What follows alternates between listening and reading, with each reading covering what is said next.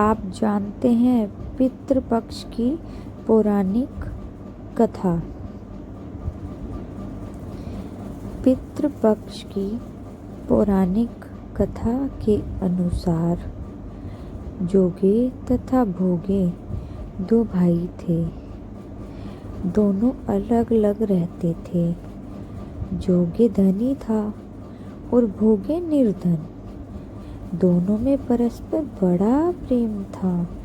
जोगे की पत्नी को धन का अभिमान था, किंतु भोगे की पत्नी बहुत ही सरल हृदय थी।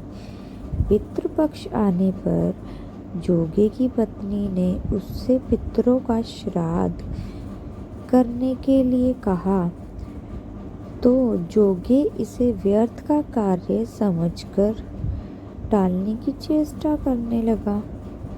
किंतु उसकी पत्नी समझती थी कि यदि ऐसा नहीं करेंगे तो लोग बातें बनाएंगे।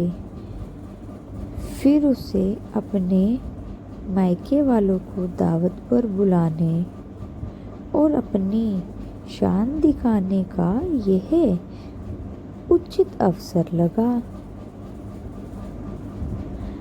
अतः वह बोली, आप शायद मेरी परेशानी की वजह से ऐसा कह रहे हैं, किंतु इसमें मुझे कोई परेशानी नहीं होगी।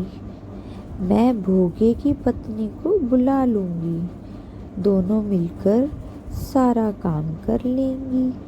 फिर उसने जोगे को अपने पीहर न्योता देने के लिए भेज दिया। दूसरे दिन उसके बुलावे पर भोगे की पत्नी सुबह सवेरे आकर काम में जुट गई। उसने रसोई तैयार की, अनेक पकवान बनाए, फिर सभी काम निपटाकर अपने घर आ गई। आखिर उसे भी तो पितरों का श्राद्ध तर्पण करना था।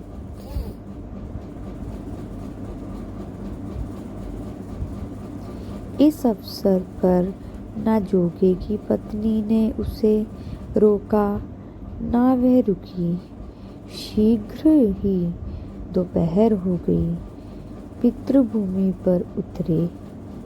जोगे भोगे के पितृ पहले जोगे के यहाँ गए तो क्या देखते हैं कि उसके ससुराल वाले वहाँ भोजन पर जुटे हुए हैं।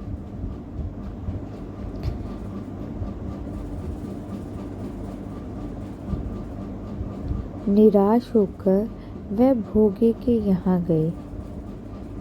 वहाँ क्या था, मात्र पितरों के नाम पर अंगियारी दे दी गई थी।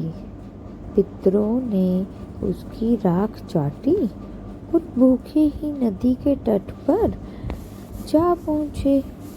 थोड़ी देर में सारे पितृ इकट्ठे हो गए और अपने अपने यहाँ के श्राद्धों की बड़ाई करने लगे।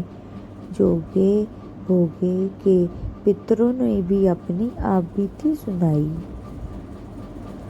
फिर वह सोचने लगे, अगर भोगे समर्थ होता तो शायद उन्हें भूखा ना रहना पड़ता, मगर भोगे के घर में तो 2 जून की रोटी भी खाने को नहीं थी। यह सब सोचकर उन्हें भोगे पर दया आ गई। अचानक वह नाच नाच कर गाने लगे, भोगे के घर धन हो जाए, भोगे के घर धन हो जाए। सांझ होने को हुई। भोगे के बच्चों को कुछ भी खाने को नहीं मिला था। उन्होंने माँ से कहा, भूख लगी है।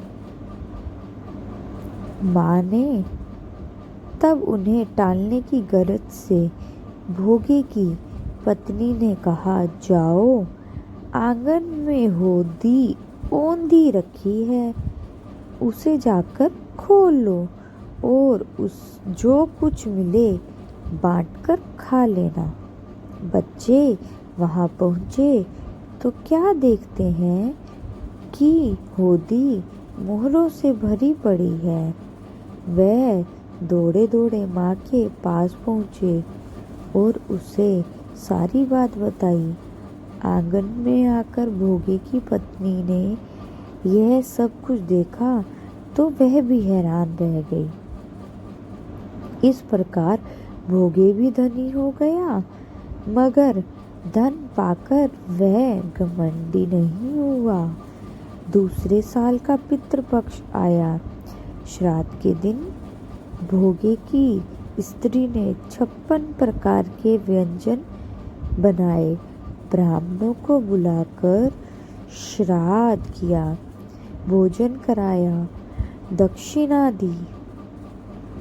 जेठ जेठानी को सोने चांदी के बर्तनों में भोजन कराया। इससे पितृ बड़े प्रसन्न तथा तृप्त हुए।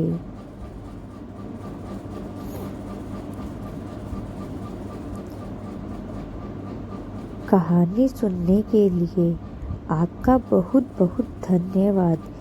कृपया करके इस चैनल को सब्सक्राइब, लाइक एंड शेयर कीजिए अपने दोस्तों के साथ। हर हफ्ते में 2 कहानी के लिए इस चैनल को फॉलो करें। Thank you.